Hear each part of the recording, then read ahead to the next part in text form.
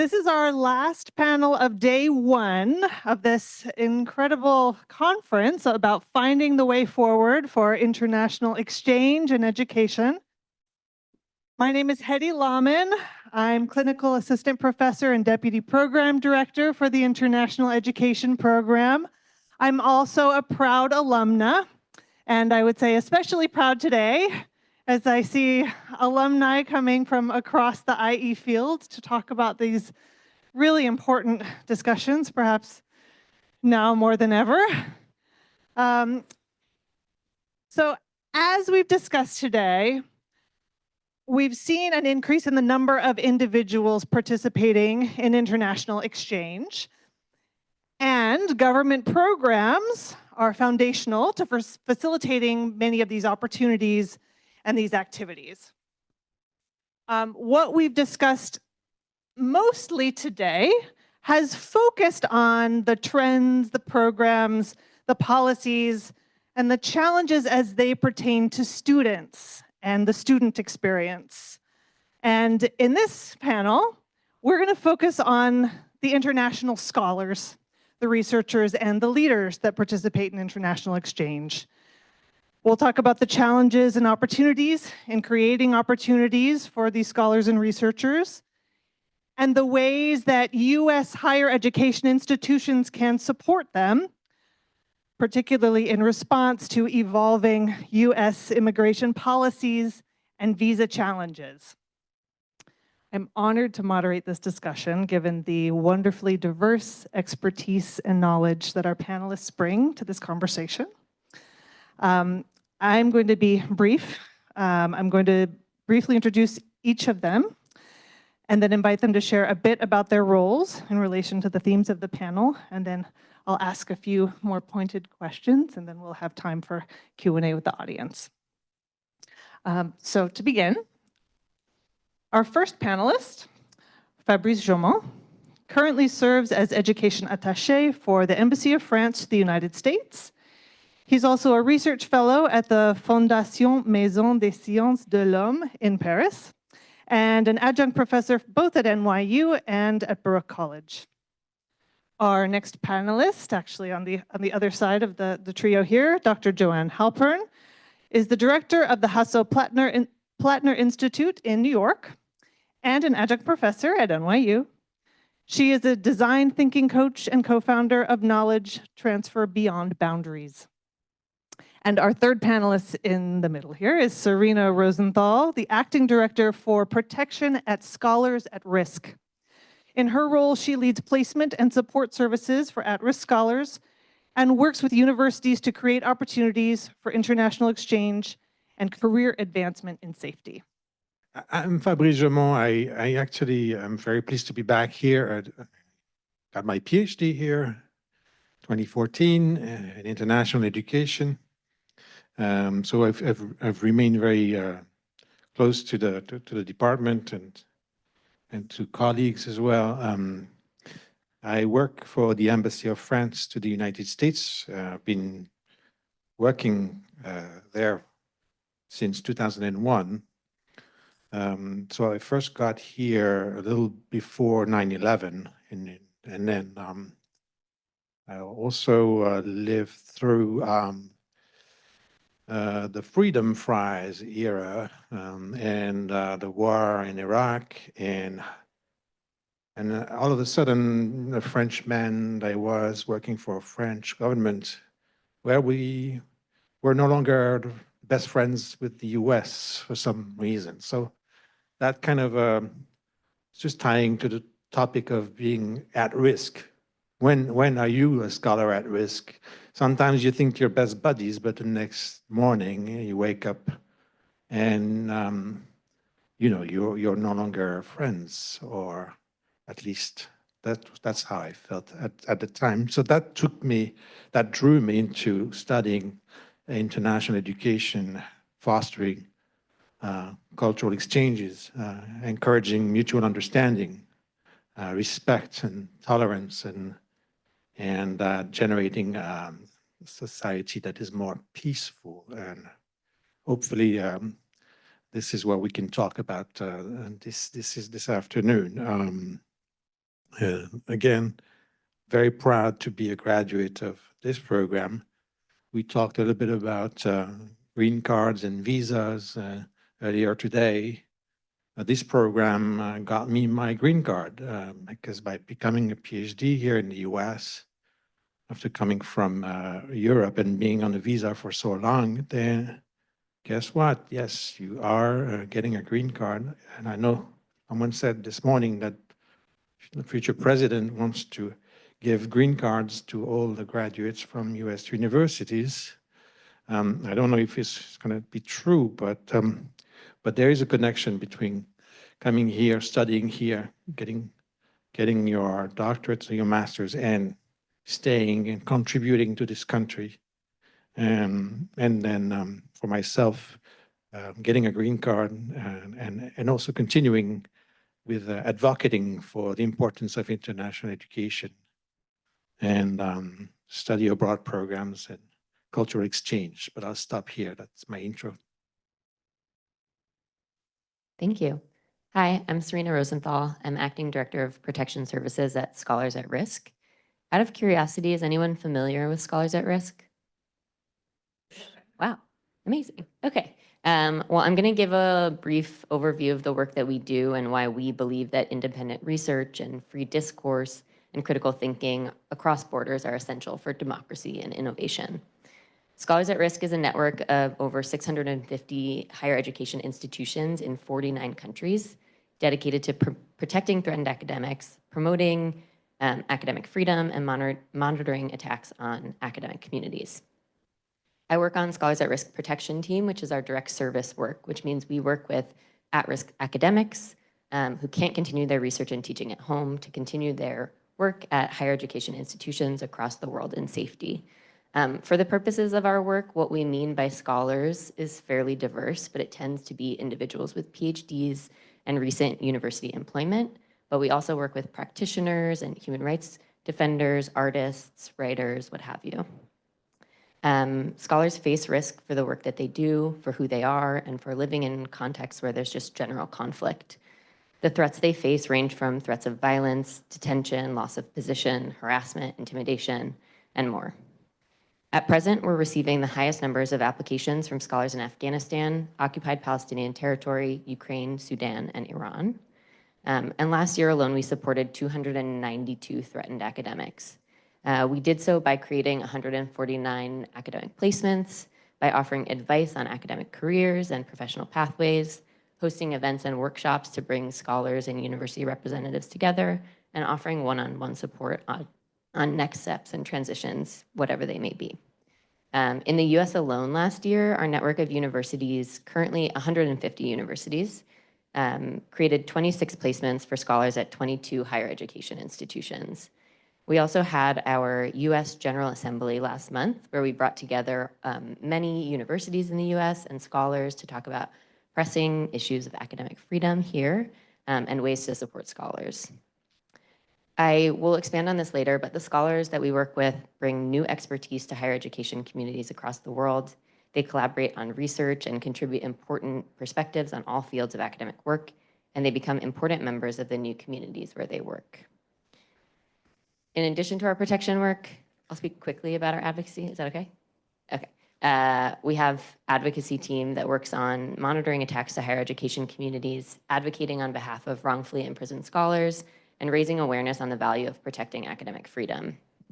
In particular, we issue an annual report called Free to Think, which analyzes thematic and regional trends related to threats to academic freedom. And last year, we reported on 391 attacks in 51 countries, which is not exhaustive, but it highlights the concerning trends, including those in the United States. Many of these were related to armed conflict, government and university authorities cracking down on dissent and disfavored speech, and the proliferation of illiberal policies undermining university autonomy, academic freedom, and international research collaboration. Despite that, there is much that we can and should do within the university communities to protect scholars, students, and academic freedom, which I can get into more later.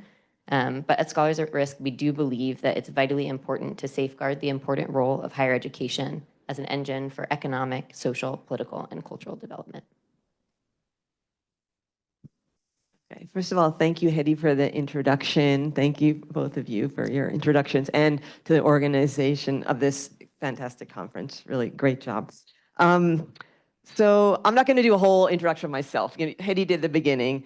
I do want to say, though, that I have my former students in this room. I have people that did my PhD with me at NYU, my current students. So this is really, I feel like I'm at home. So that's really, it's a great place.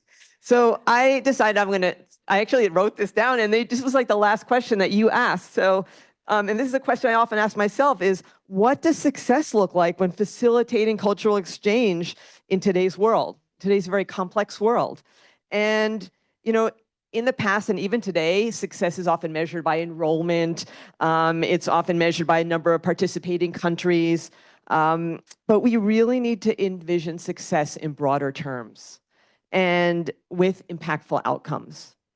And I just want to share 3 things that I wrote down, 3 insights that how we might achieve this. One is, and this is what was just talked about, the shift from transactional to transformational exchange. Too often we frame our exchange around short-term goals, like grant cycles or professional credentials, like getting a certificate, or as I mentioned before, student enrollment. But what if we aimed higher? And true cultural exchange really, and Eric mentioned a little bit, it transforms the individual. It transforms the community where this is happening, but also where you're coming from. And it also encourages participants to be bridge builders. I mean, many of us, I can tell you that I've spent a lot of my time in Germany. I spent the rest of my career building bridges between Germany and the US. So those investments, those of you if anybody here's here from IIE, Fulbright, it's worth it, I'm telling you. Actually, former IIE Claire, it's really worth it because a lot of us have passed this forward to hundreds, if not more, several hundred people. Also, we want people to leverage those international experiences to solve global challenges, which we just heard from the UN University.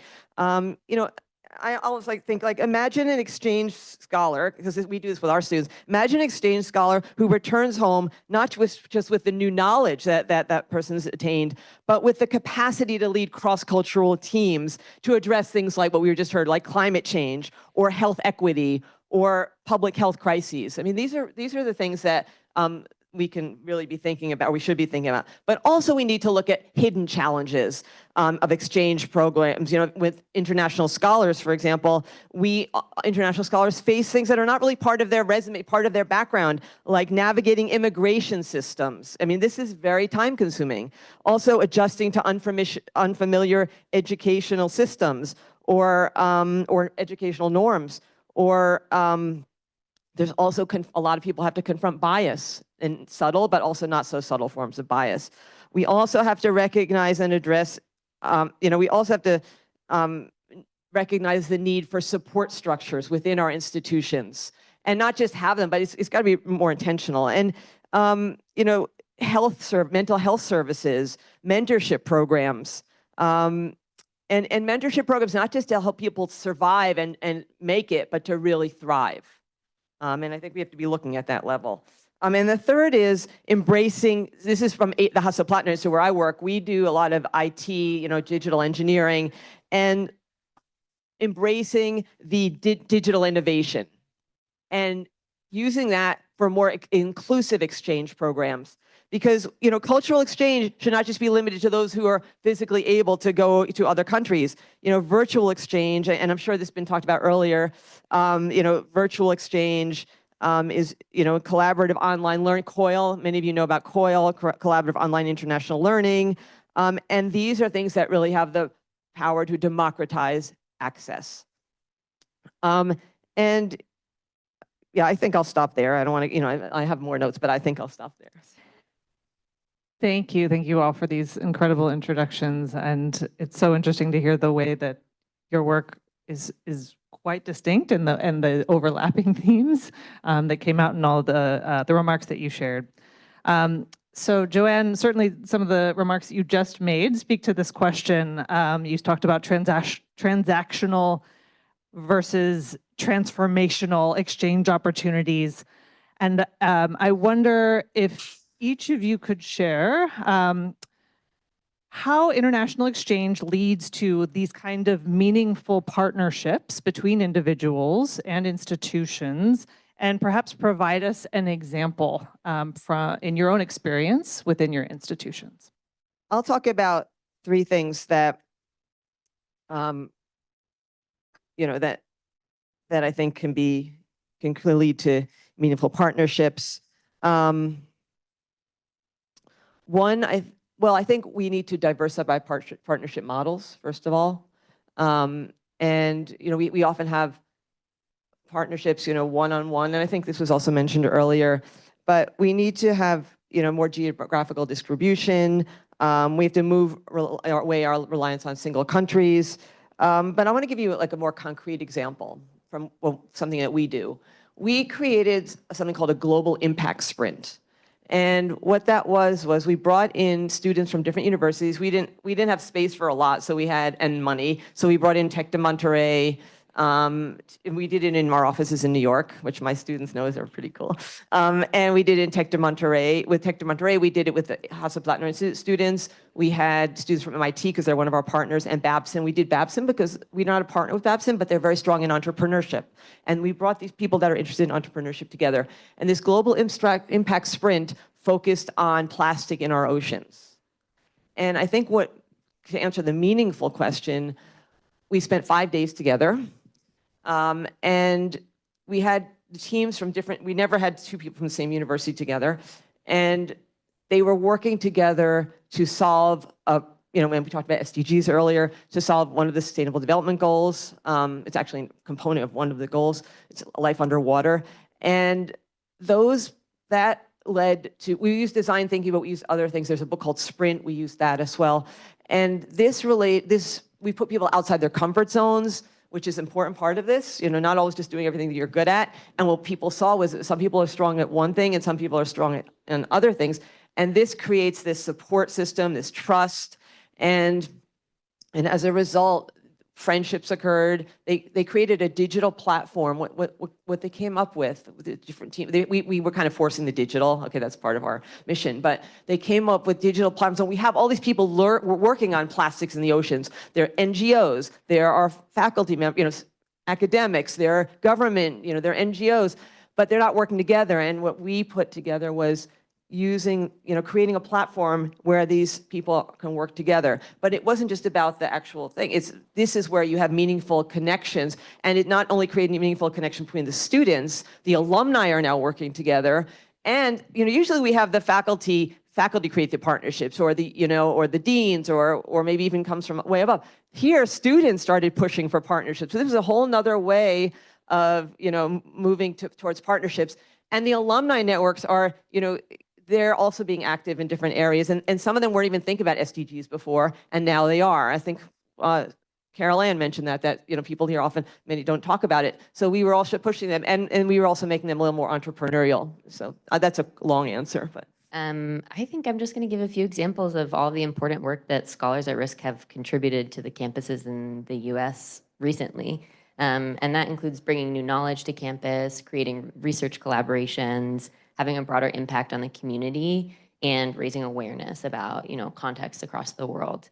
For example, we work with a scholar from Yemen who specializes in climate change, and he went to a university where there were no courses on climate change in the US, and he was teaching them with a perspective from the Middle East that was unique to his own expertise.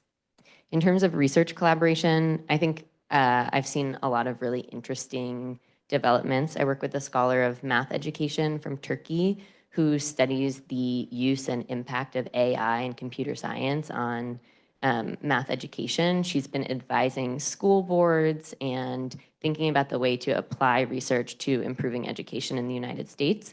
And she recently received or applied for a large grant where she wrote into the grant funding to host another at-risk scholar. So there's some circular support there. We also work with a scholar of public health and epidemiology from Afghanistan who was awarded a $200,000 grant with his co-collaborator in the United States to do research on mental health for refugees from Afghanistan.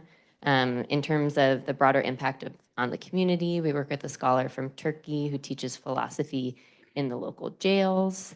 And then we also have a speaker series where scholars get to talk about their own experiences and talk about the context within their country. So we work with a playwright from Uganda who has been able to share her plays and talk about the threats she faced and just the context in the country that broadens awareness on campuses across the US and the network. So I work for an embassy, and we're trying to make sure countries like France and the US continue to talk to each other, even when things go wrong. And believe it or not, when politicians stop talking to each other, or the military is not talking to each other, when the business world is not talking to each other, well, there's education and culture, which allows to continue a dialogue, even if things are going bad. So I don't want to sound pessimistic for what's coming our way in a few months, but education and culture remain really the pillars of a peaceful society. So we have to believe in what we are doing here, and also this will help us in the future. And again, I don't want to sound pessimistic, but reacting again to what is a scholar at risk, and who knows, maybe American scholars will need to find places of refuge in the near future, and France having a tradition of welcoming and being a safe haven for intellectuals and artists. It's important for us to continue to engage with US universities and create opportunities for scholars to either come to France or come to the US. So at the embassy, we've created a number of programs, residency programs in particular, whereby either an American scholar will go to French universities or vice versa. And I believe in the power of collaborations starting from the individual. It's a little bit like what Mrs. Yamaguchi said earlier with your friendship with Caroline, and how this has created so much more and a very lasting and resistant connection between two individuals, but also institutions and maybe even countries. And I think that's where it begins, creating these bonds, and that's what we're trying to do as an embassy. Again, embassies deal with diplomacy, soft power, and try to keep the channels flowing between countries. And examples like scholars coming here, and I've an example of Juliane Morel, Professor Morel from ENSAD in Nancy, which is a French school of design in eastern France.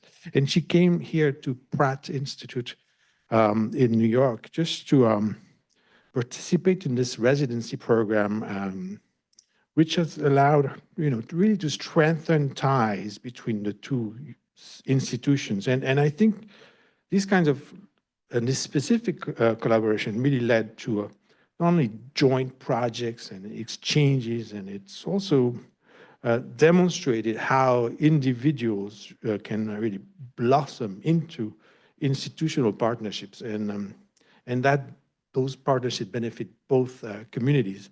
So this is where I think we should continue, even if we're going to go through tougher times in the near future.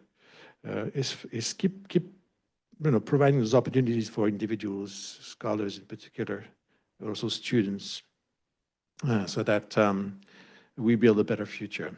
I just wanted to add one thing that we've tried now. This is like a new thing that we just instituted. It's a different kind of collaboration where we have a little money because we're funded by a foundation, and so we made it a requirement. We have a partnership with MIT. We made it a requirement to get that money from that foundation. We had to have 2 PIs, principal investigators, one from HPI and one from MIT, one PhD from MIT, one PhD from Hasso Plattner Institute. And so we're forcing it a little bit. But then also there's coming articles out from that.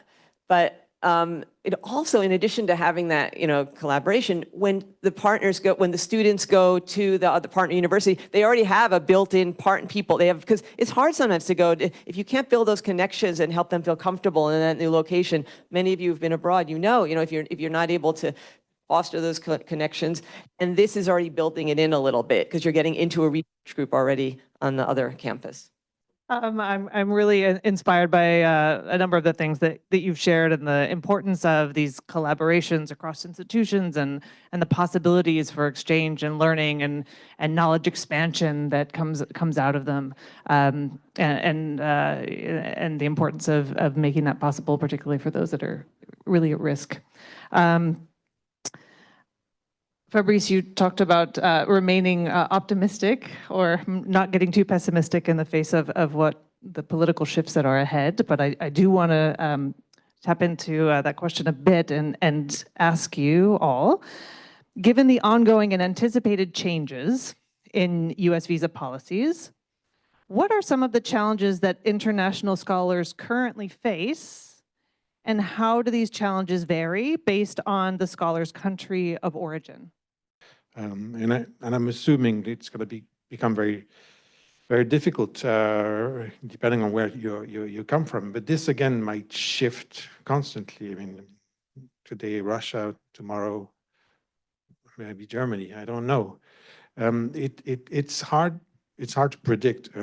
But I think there's only one thing I can recommend is that keeping that dialogue coming between universities and embassies and consulates, for instance, because that might help solve some of these visa issues that may come our way, and maybe we can influence as well some of the people behind the desks and deciding on visas. And so that's just a suggestion, a recommendation. But universities will probably have to be creative in trying to sort out the possible visa difficulties. And there's only with strong collaborations and partnerships with consular offices, embassies, and creating that kind of dialogue that we can perhaps resolve some of these issues. Yeah, I can talk a little bit about the practical and the maybe more challenging. I think we have seen, so I've worked at Scholars at Risk for 9.5 years, and I've seen a lot of changing demographics of scholars who need support, and also I have worked through several administrations in this country. It's true that things change, so I think that's one thing to keep in mind. We have seen over the past few years, and in addition, because we went through a global pandemic, long pending visa applications and heightened scrutiny on visa applications. A lot of scholars at risk come on temporary employment visas, which are sometimes denied if officers believe that scholars are coming to claim asylum. Some of these delays can lead to administrative processing, which means that scholars are just left in very liminal stages. But if universities are able to consider different visa categories, whether that's a J1 or an H1B, that sometimes creates more opportunities. I think it's also important to remember that universities have government liaisons. So sometimes those are good contacts to try to apply to get, put pressure on visa applications. Organizations like SAR also sometimes can write letters of support. In terms of integration, I think international scholars face a lot of different types of challenges. We put out a biannual survey for scholars, and the biggest challenge that scholars reported was language proficiency. But in addition to that, it was a lack of relevant positions to apply to, perceptions of discrimination based on holding a foreign degree, visa and immigration status challenges, just changing them being temporary, what have you, ageism, racism, and mental health challenges. Beyond that, briefly, I'll just say that, despite the administration, we're already seeing threats to academic freedom more generally across the globe, but specifically in the United States. So it's important to remember that some of these challenges impact everyone, and that includes, bills that are shaping and controlling content of university curricula, tenure systems, accreditation processes, and mission statements, crackdown on dissent and disfavored speech, and just a limited space for free expression, which I'm not trying to be doom and gloom, but I think it's important to just talk about how it does impact all of us. Okay, well, you guys covered a lot of what I wanted to say, but I'm going to just talk about, I'll go in a little different direction then, so what if we try to be more agile and creative about where we send people? And one of the things we've done, we have this thing called the Sugar Network, and what it is it's teams of students, and we work with companies, which is also another thing. We work with companies, and the companies come to us with things they need to be solved. They actually pay us, and that money goes to sending the students to different countries. And the students are made up of groups from different, like we have, one from Singapore, one from Germany, one from India, one from Sri Lanka, et cetera. And actually, we have one from Ghana is in that team. And then they go, and this isn't really answering the visa question, but if we can have these students, do a project in another, and they go to the country, often go to the country, but send them to those countries where their visa will be accepted. This is another way to do it. And this is such an incredible experience because they realize how students solve problems from different places. They have different approaches to problems, and they're learning a lot. And we have the funding from the businesses. Let me see what else I was. Yeah, again, like COIL, these digital exchange programs. And the other thing to deal with this is advocacy. We need to be doing, you guys do this, right? So, advocacy is, I can't even speak now, it's really important to, in these fluctuating immigration landscapes. And we have to really take an active role in doing that. Our institutions. And I know in NAFSA, when I was with NAFSA, we went to actually Kirsten Gillibrand's office, and who was my co-captain in squash team in college, but she wasn't there. One of her assistants was. But it was really cool, though. I was like, oh, I get to see. Her name wasn't even Kirsten in college. It was like Tina Rutnick. But anyway, that's like totally off the point. But we went out there, and NAFSA really does a good job of really pushing for that and teaching us how to do advocacy, because most of us don't have experience doing it. And we also have to take an active role in emphasizing the economic and cultural and scientific benefits of the international exchange. And this is what you got, this is partially what you do. I mean, a lot of what you do. And we also need to have, as I mentioned earlier, strong internal support systems at our universities that help scholars with visa challenges. If we want our scholars to go abroad, we need to be supporting them. It's because they're not going to, it's a lot of extra time and money. And we also need to have flexible funding schemes that actually accommodate these kinds of delays that occur when there are visa issues.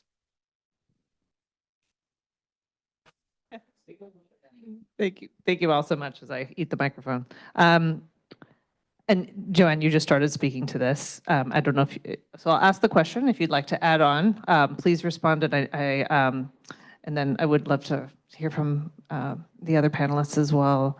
So speaking of strategies that are effective in maintaining collaborations and exchanges in the face of fluctuating immigration policies, what are some examples or suggestions or strategies that you would suggest? All right. Well, I'll pick up where you left off, Joann. I think I'm very grateful to work for a global network. I know that's not always the best thing to say when we're looking at bringing scholars to the United States, but knowing that there are other options beyond the US when there are visa challenges has been really wonderful. But there are a lot of things that we can do. There's obviously many different levels to look at. So you can look at international, state, regional, what have you. Some successes we've seen on the international level, the UN Special Rapporteur for Freedom of Expression issued a report on the right to academic freedom at the UN Security Council. So just bringing this to a greater stage to talk about the importance of protecting academic freedom could have great impacts.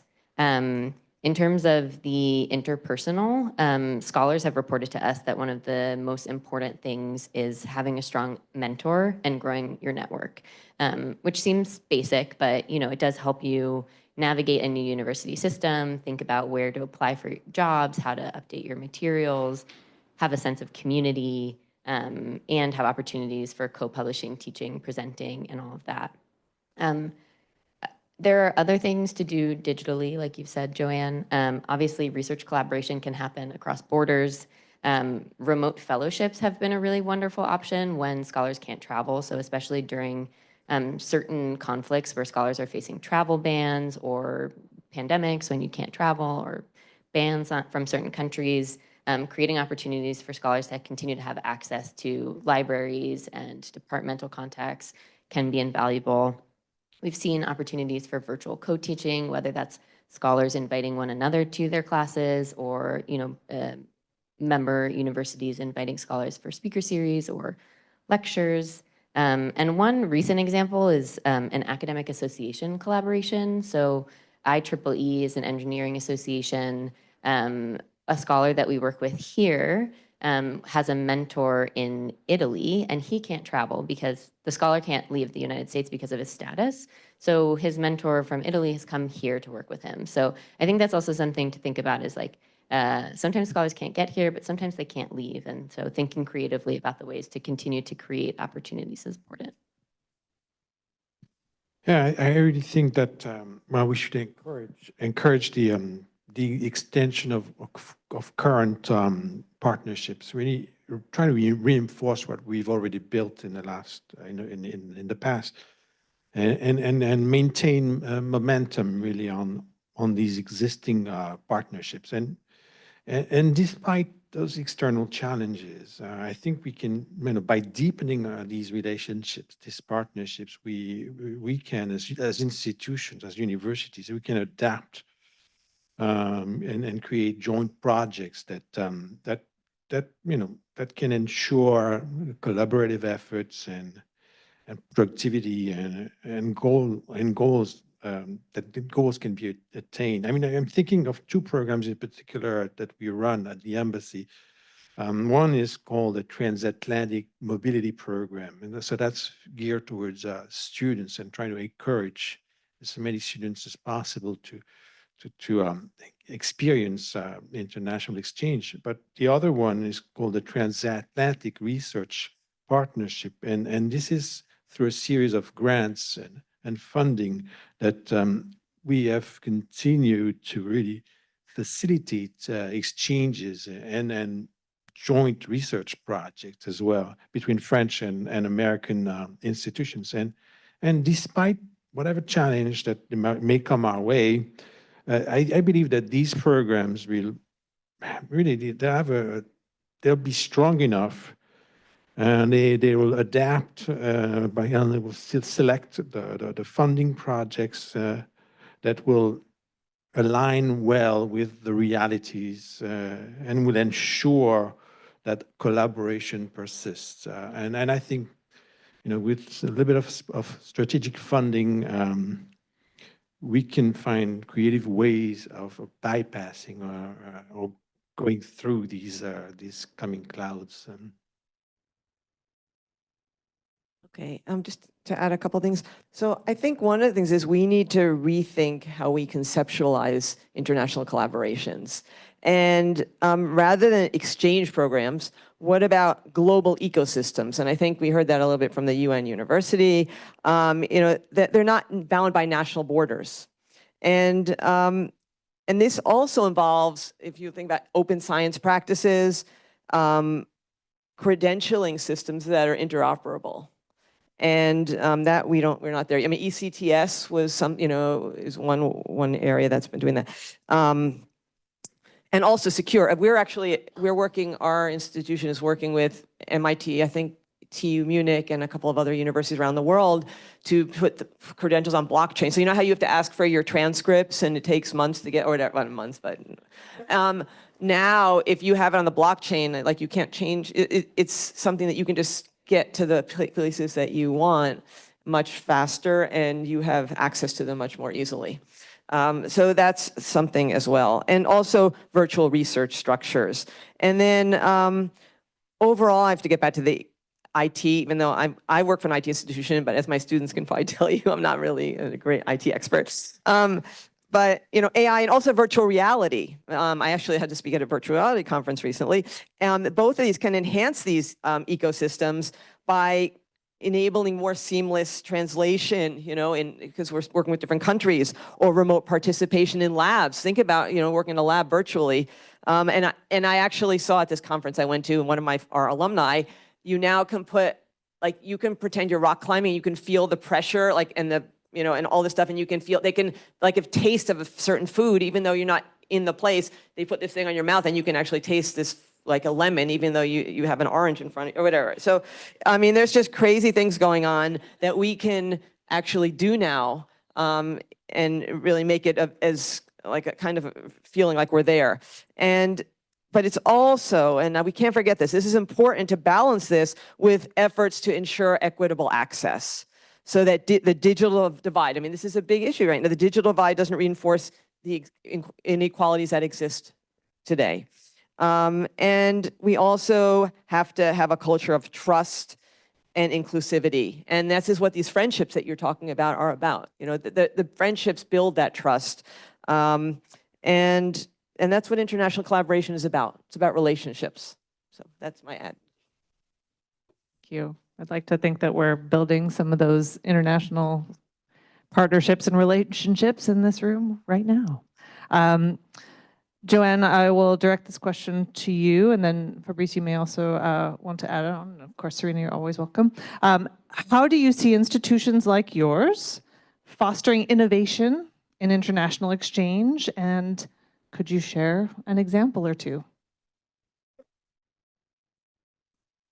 So actually, that's like a part of our entire mission is, to, it's really like we have cutting edge technology, we're doing all of the AI stuff, like, machine learning and, all the ChatGPT, we have all these experts that are professors.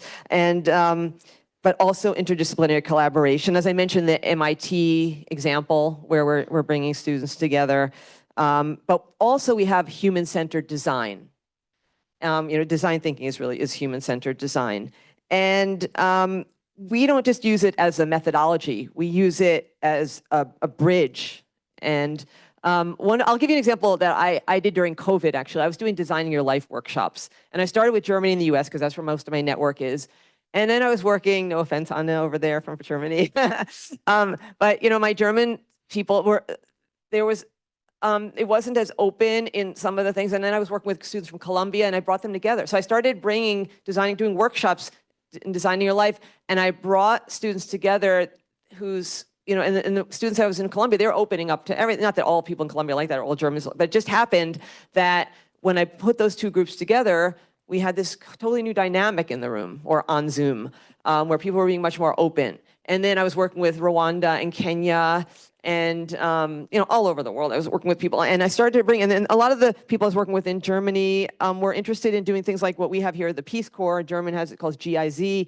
And so then I put them together with people in Rwanda and Kenya who were able to help them get positions in the areas that they wanted. So that was kind of an example of, fostering this international exchange. And a sugar network I mentioned. We also have another area that's interesting. I don't know if I'm going a little off here, but I'm very good at that, going off the topic. So we have an exchange with Mount Sinai Hospital. We have the Hasso Plattner Institute for Digital Health at Mount Sinai that we created here in New York. And why do we do that? GDPR. Data, we have very strong data laws in Germany and EU, and we needed health data. And so we are now able to access, and during COVID, my God, I don't know how many articles they published. I mean, there were so many tents out in Central Park, during COVID from Mount Sinai. And so we were able to create that, and through that program, we also do the requirement of the PhD student, including them in the contract. But there's a lot of exchange where it's not just in name, but students are coming here, doing projects, publishing together. And yeah, I think I'll stop there because I can do this. So. We took a different route at the embassy. For the last 15 years, we were thinking, how do we encourage educational exchange, cultural exchanges between the US and France? And we realized that it's almost too late if you start at the college level. You need to start sooner. And then, so we looked at high schools, and then we look at primary schools, and then we got into a bilingual education, in particular, the development of dual language bilingual programs in primary schools. And this is very important because putting children together is from kindergarten all the way up in dual language programs whereby 50% of the children in the classrooms come from one linguistic group, let's say the French speakers, mixed up with the other half, which is the English speakers. So from kindergarten onward, children start developing this interest for the other group. And so it's just much more than just language. It's really developing mutual understanding, appreciation for the other's culture and perspective, and on and on and on, so that by the time they get to high school, they've nurtured this thirst for international exchange, and they're ready to travel and experience. They actually start in high school going to trips and pen pals exchange and so forth. So this has been the innovation to some extent, because we're creating again bonds that are very deep, that have started since primary schools, and that children will carry with themselves for many, many years. There's no better way. I mean, this is long lasting. These are things that will, again, help us continue this dialogue between the two countries, because those children's, they're the global, they're not only the global citizens of the world now, but by their bilingualism, their biculturalism, their biliteracy, but they're also the ambassadors, the ones that will continue the work that we are doing, and so that's the best innovation we were able to bring to this transatlantic dialogue. Thank you. So Fabrice, I want to make sure I have time for question Q&A. So I may actually let me ask this question, then I'm going to come to Sarina. You just spoke about this innovative innovative program bringing language programs to young children, and I wonder if you could also speak to cultural exchange programs that involve scholars from France and how those contribute to broader diplomatic relations between France and the US. So sure.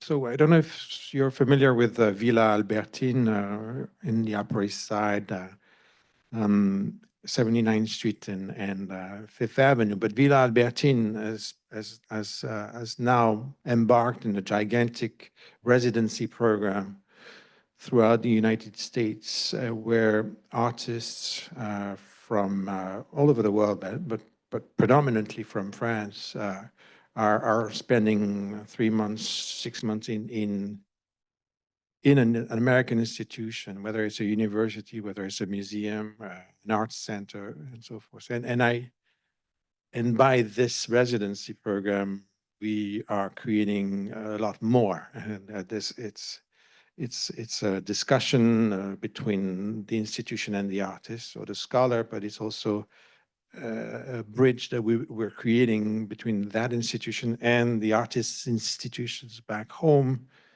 And together, this dialogue, this conversation ultimately will generate into fruitful projects, and whether they are new books, whether they are a movie or a research paper. I really think this is the best way, although it's a growing scale, and we should hopefully serve thousands of such exchanges in the near future, and maybe more. But I believe that's one way of really contributing to a lasting and friendship, since we're friends, friendship. Yeah. You, Sarina, Could you speak to some of the unique challenges that scholars fleeing conflict regions or political persecution face? And how can U.S. institutions provide meaningful support not only for them to find safety, but for them also to be able to thrive academically and professionally? Of course. It's a good question. So I think maybe the most important thing is that scholars who are fleeing risk tend to experience trauma, but also have often a disruption to their career and are no longer able to access their field research. I think the biggest thing that to remember in the work that we do is that scholars identify so strongly with their identity as an academic and want the opportunity to do their work. In addition to that, I've mentioned some of the challenges like language and legal and immigration challenges, but there are a couple very intense liminal periods when scholars maybe are waiting for their visa, and when their positions may be coming close to an end, where the uncertainty can be really challenging. So one thing that universities can do is create placements for scholars to come. We have found that a 2-year or more long placement is ideal because it takes so much time to get here and then to get settled. To have to find something again after a year can be really challenging.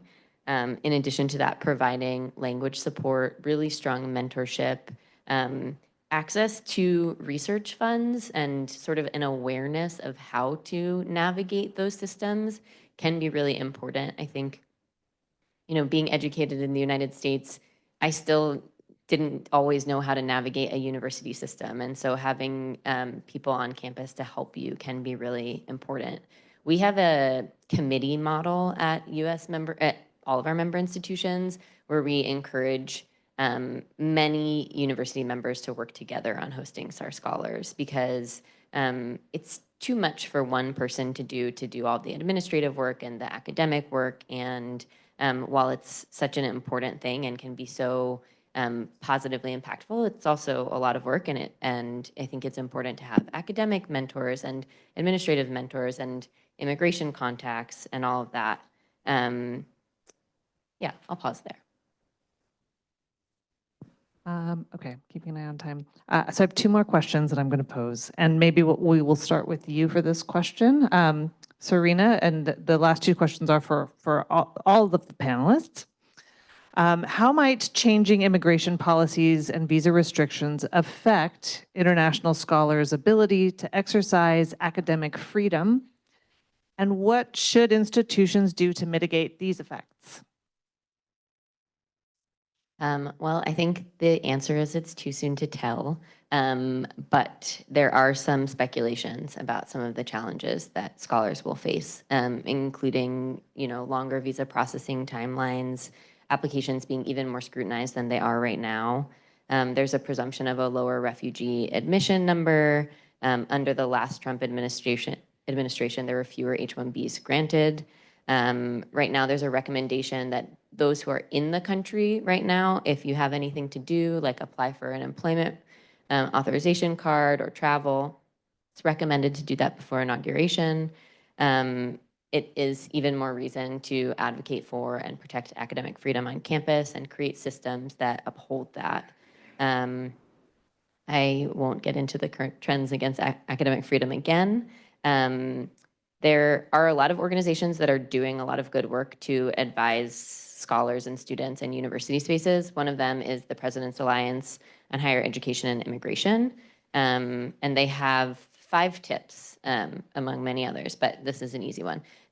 Putting out statements in support of international students and scholars, hosting Know Your Rights workshops for students and scholars on campus, encouraging community building events to build community, make people feel comfortable, share resources for wellness and mental health, and update community members on the security practices and resources on campus.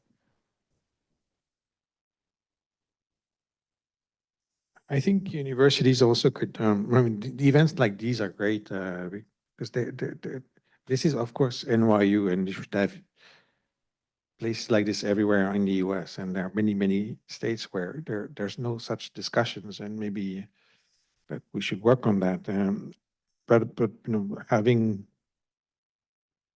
places where we can advocate for policies that support, international exchange or protect scholars.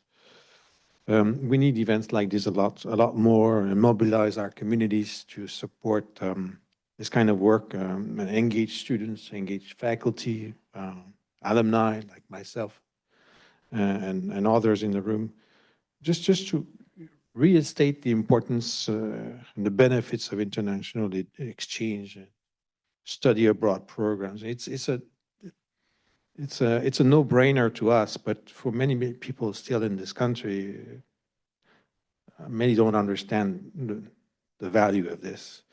And I teach this course at Baruch College in a master's in higher ed administration. So well-known program, master's degree, higher ed administration. And believe it or not, but they're not, these students are not getting exposed to international education at all. Not even under how do you handle international students. I teach a small winter course, three weeks in January, but that's the only time they get to learn about international education, what international students need, or how can we support them, and so forth. And I really think it's scary that programs, there's only a few programs like this, and of course here at NYU, that will train the future administration leaders into understanding the importance and the value of international education, and there should be a lot more. I don't have a lot to add, but I mean, this also affects, conference participation. There are just so many areas that are affected by this. And I agree. I think advocacy is a very important area, but I don't want to just repeat what you're saying. Well, you just gave the perfect segue to the last question. Advocacy has come up a lot today, organically, in all of the panels that we've heard, how important it is. And so the final question that I'll ask, and then we'll turn it over to the audience for questions. What role should universities play in advocating for policies that support international exchange and protect scholars?